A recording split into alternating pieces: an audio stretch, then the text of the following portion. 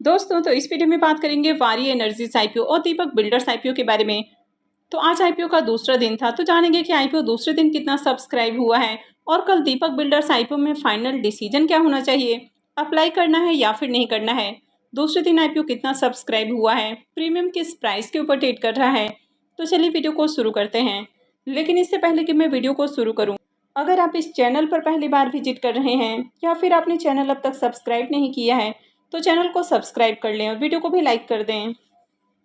तो दीपक builders IPO की बात करें तो आईपीओ 21 अक्टूबर को ओपन हुआ था और ये 23 अक्टूबर को यानी कि कल क्लोज होने वाला है।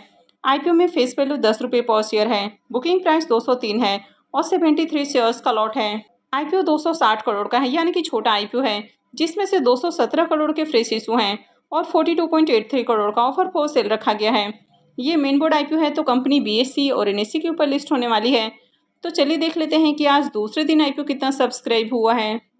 दीपक बिल्डर्स आईपीओ के डे 2 के सब्सक्रिप्शन को देखें तो दूसरे दिन आईपीओ 12.02 टाइम सब्सक्राइब हो चुका है। क्यूआईबीएस पोर्शन में आईपीओ 1.08 टाइम, एचएनआईएस पोर्शन 17.40 टाइम। यहाँ पर देखें तो एचएनआईएस की ओर से भी बढ़िया एप्लीकेशंस लगते हुए देखने को मिला है। यहाँ पर बिग एचएनआईएस पोर्शन 14.34 टाइम और स्मॉल एचएनआईएस पोर्शन 23.53 टाइम सब्सक्राइब हुआ है। रिटेल पोर्शन में आईपीओ को 15.97 टाइम सब्सक्राइब किया गया है।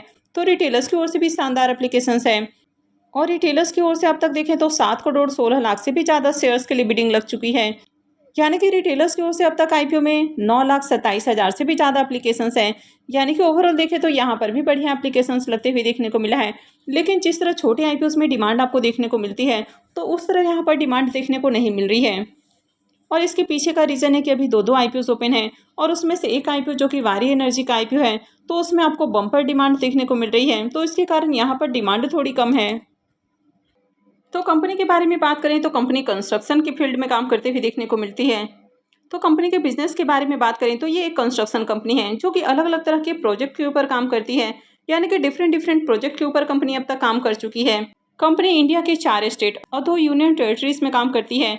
तो कंपनी पंजाब, हरियाणा, राजस्थान, उत्तराखंड, दिल्ली और चंडीगढ़ में काम करती है। तो कंपनी के कुछ एग्जीक्यूटिंग प्रोजेक्ट को देखें तो इसमें 3D डोम्स एट जंगे आजादी कतरपुर पंजाब देखने को मिलता है। गोल्डन टेम्पल कॉरिडोर का हेरिटेज वॉक देखने को मिल जाता है जो कि अमृतसर पंजाब में है। और इसके अलावा दिल्ली एम्स का फायर रैंप देखने को मिल जाता है। अब कंपनी की ऑर्डर बुक को भी देखें तो कंपनी का ऑर्डर बुक भी अच्छा देखने को मिल रहा है। अभी करंट में 1380 करोड़ का ऑर्डर बुक देखने को मिल रहा है। लेकिन कंपनी का जो बिजनेस सेगमेंट है यानी कि कंपनी कंस्ट्रक्शन के फील्ड में काम करती है, तो कुछ यूनिक बिजनेस सेगमेंट नहीं है। कंपनी के फाइनेंशियल को देखें तो फाइनेंशियल 22 से 24 तक के कंप्लीट फाइनेंशियल है और फाइनेंशियल 25 के एक क्वार्टर का फाइनेंशियल है। तो कंपनी का एसेट बढ़ते हुए देखने को मिल रहा है। रेवेन्यू को भी देखें तो रेवेन्यू में भी साल दर साल जंप देखने को मिली है। लेकिन फाइनेंशियल 25 के एक क्वार्टर में देखें तो रेवेन्यू थोड़ा डाउन है।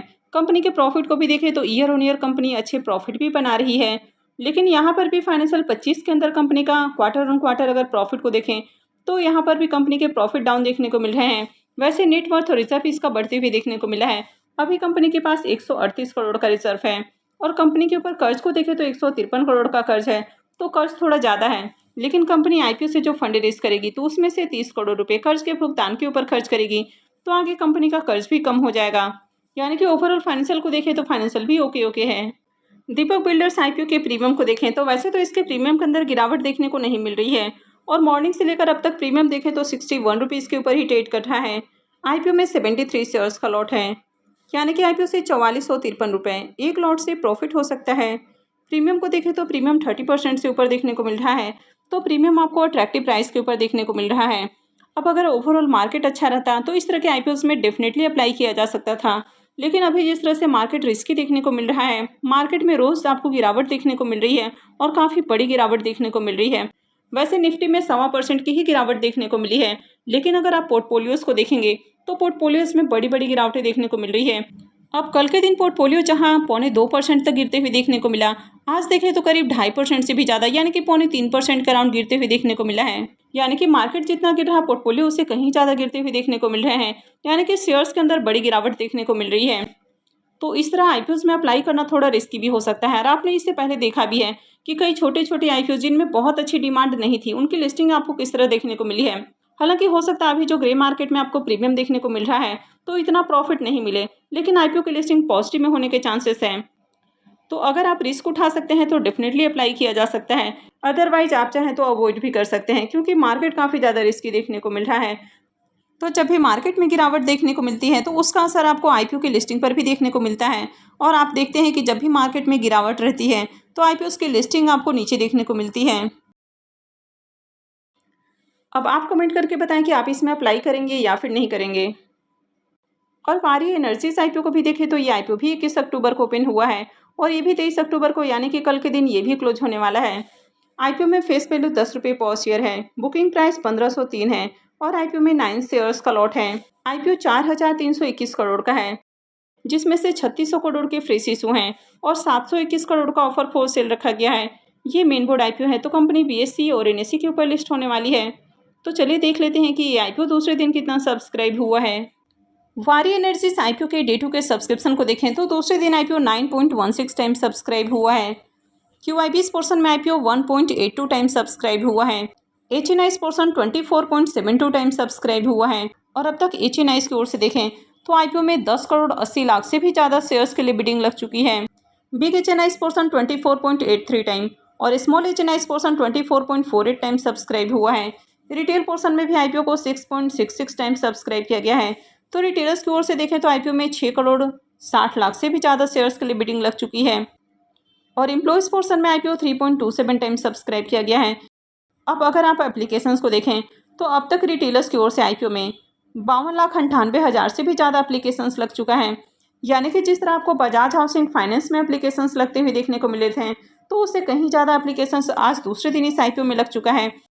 तो बजाज हाउसिंग फाइनेंस के डे 2 सब्सक्रिप्शन के मुकाबले आज यहाँ पर ज़्यादा एप्लीकेशंस है।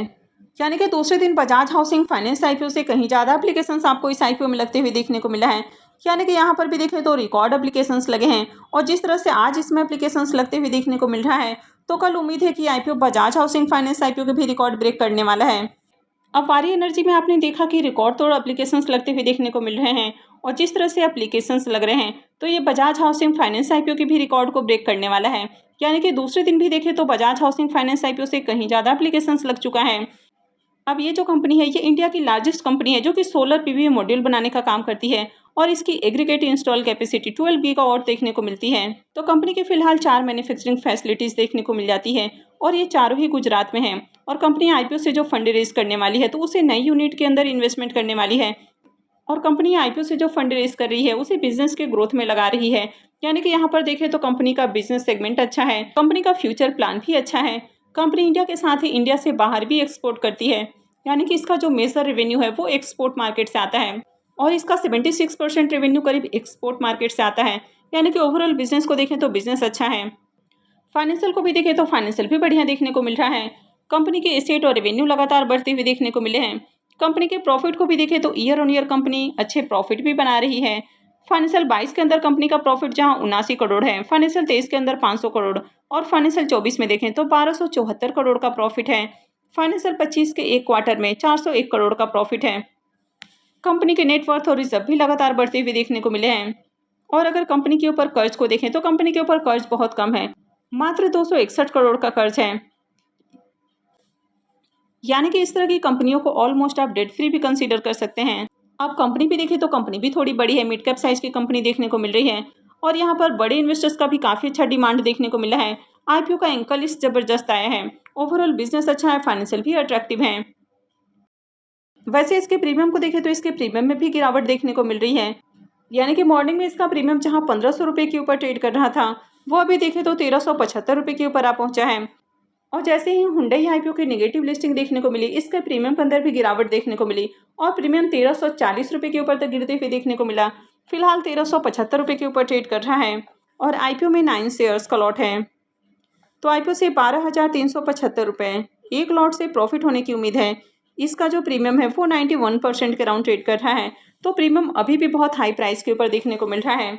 और इस आईपीओ में बम्पर एप्लीकेशंस लगते हुए देखने को मिले हैं। ओवरऑल आईपीओ को देखें तो आईपीओ आपको शानदार देखने को मिल रहा है। कंपनी का बिजनेस अच्छा है, फाइनेंशियल भी अट्रैक्टिव है, कंपनी भी मिड कैप साइज की देखने को मिल रही है। आईपीओ का एंकर लिस्ट भी शानदार आया है और इसका प्रीमियम भी हाई प्राइस के ऊपर ट्रेड कर रहा है और आईपीओ में बम्पर एप्लीकेशंस भी लगते हुए देखने को मिले हैं। जिस तरह दूसरे दिन ही देखें तो रिकॉर्ड एप्लीकेशंस लगते हुए देखने को मिले हैं, तो कल भी आईपीओ सारे रिकॉर्ड ब्रेक करने वाला है। तो अगर आपने अब तक इस आईपीओ में अप्लाई नहीं किया है तो इस आईपीओ में डेफिनेटली अप्लाई कर सकते हैं। लेकिन मार्केट से रिलेटेड किसी भी तरह का जो डिसीजन है, कहीं भी अप्लाई करना है नहीं करना है, ये पूरा का पूरा आपका अपना डिसीजन होना चाहिए। तो काफ़ी सोच समझ कर कहीं भी इन्वेस्टमेंट करें।